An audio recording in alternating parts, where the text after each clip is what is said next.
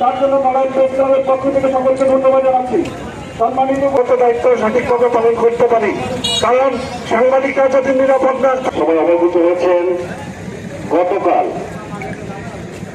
পেশাদার দায়িত্ব পালনকালে তাদের উপর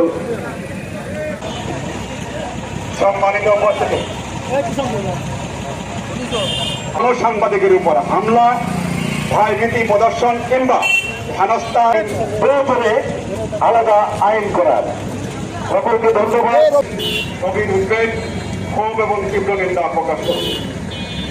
দায়িত্ব পালনকালে সাংবাদিকদের উপর হামলার ঘটনা ঘটেছে। সঙ্গে দুটি কথা বলতে চাই। আপনারা জানেন গতকাল মঙ্গলবার 23 জুন সাংবাদিকদের উপর হামলা বা নির্যাতনের কোনো সুযোগ নেই। পেশাগত দায়িত্ব পালনের রাষ্ট্রের কাছে তুলে ধরতে চাই। সাংবাদিকদের উপর হামলার ঘটনা নিরপেক্ষ তদন্ত করতে হবে, প্রকৃত দোষীদের চিহ্নিতকরণ এবং তাদের বিরুদ্ধে দৃষ্টান্তমূলক শাস্তির দাবি জানাই।